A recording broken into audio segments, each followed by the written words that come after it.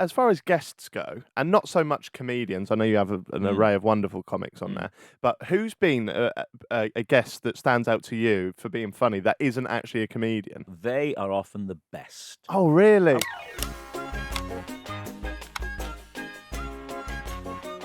You mentioned briefly there, Would I Lie to You?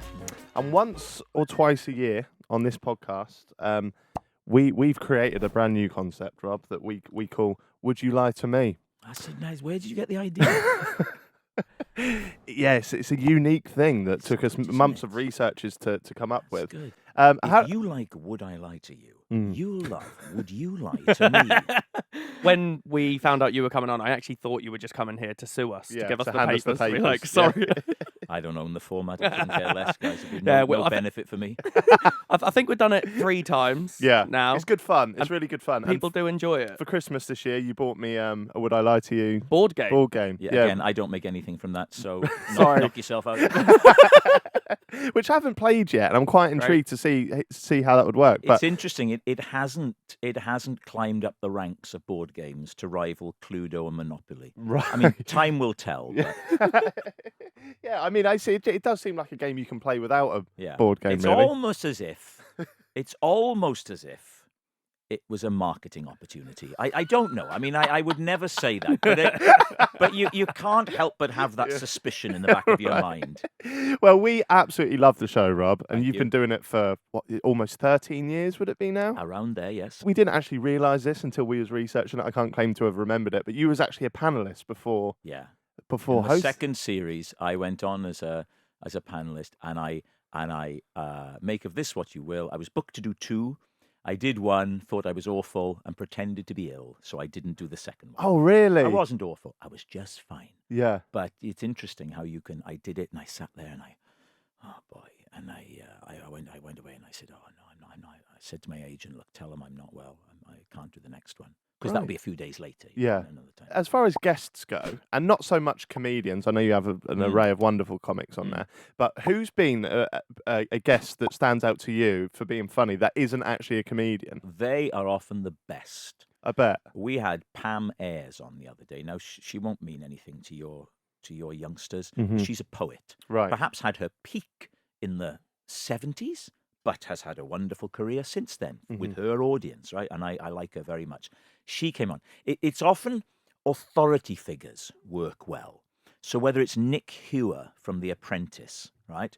Where we had an episode where we ended up the two of us in a Cuddle jumper. cuddle jumper, right? An authority figure, Moira Stewart. Claudia's always great in it. Claudia Winkleman, not a comedian. Yeah. She's always good. Gabby Logan is always good on it. Let me think now. Who else that isn't a comedian? Well, Richard Osman isn't a comedian, is he? But what's interesting when he comes on is he's basically doing the same thing that Lee does, which is incredible speed of thought and incredible connections, super fast.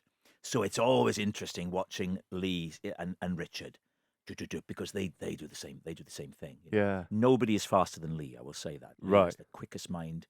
I mean, astonishingly. I mean, and I know a lot of quick people. I'm quite fast myself, and I know a lot of bloody quick minds, right? But Lee Mack is on another level. He is, and he does it. You know, we're good friends, and we'll go out for dinner, families, and all that sort of stuff. And he's generous with it. So he'll do it at dinner. We went skiing once. He was doing it at breakfast. So before I've gone out to ski, I am crying with laughter. He's that good. I love hearing that. Oh, he is. He's terrific. Yeah. Obviously, he's brilliant, and that shines through on the show. But you do often wonder: is it edited a bit quick, or is it? Oh no, it's edited. Yeah. But no, he doesn't need an edit to make him look quick. No. No, he needs an edit to slow him down. I mean, so, and then of the others, obviously Bob Mortimer seems to be everybody's favorite. I adore Bob's. Very special, very, very special. And then you got people who also do very well. Greg Davis always does well on it. Rod Gilbert always does well on it. We tend to prefer it if the guests are not comedians, actually. The three Really? of us. Yeah.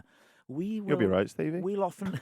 Great, cheers. We'll kind of prefer it if it's somebody with a good backseat. If you get a new young comedian on it, in an effort by the program makers to be, hey, we're down with the kids, but you don't know this person. You've got no preconceived ideas. Whereas if you've got Moira Stewart, the newsreader, or another person like that, it's possible you may have some preconceived notions about her. Right. Which helps, because she'll say to me, oh, no, I don't think so. Whereas if it's some guy who's just been on Channel 4 and he's done a series, you don't know anything about them. Yeah. You know? I tell you who's very good on it, new for us, is James Acaster. Oh, what a guy. He's We incredible. love James Acaster. Well, James, I always say with James that James is the person who shows me up for the 56-year-old I am, because in interviews I'm always asked, which young comedians do you like, you know? And I always go, and I go, well, James Acaster, he's 38.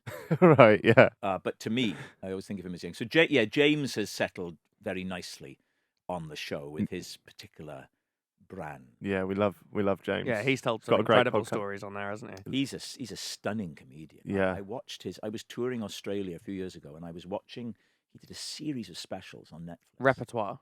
Was it that one where the different Different colours? coloured backgrounds, yeah, Yeah. repertoire. I was watching that while flying from, let's say Brisbane to Perth. That's Yeah. a long flight over nothing, right? Mm. And I was watching James, and I was equally awestruck and depressed. As I was thinking, I'm about to land and go and do my old shtick. I'm not fishing. I'm not fishing for compliments. Right? My show is good, but I've seen it a lot. So, yeah. And I was watching him, and the choices he makes, the chances he takes within his act, superb. And then later, I watched the cold lasagna, hate myself thing. Oh my word! Out of the box. Yeah. So good. Yeah, so good. Fiona, the other Fiona, Yeah. wants to know, do you still have the cuddle jumper? Did you get given No, that? I never had it. No, if you're me, you get given lots of things, right? And initially, when you start getting given things, right, you're delighted, Yeah. and then you've been around the block a bit, and you keep getting given things, and you go, what am I going to do with this? Where am I going to put this?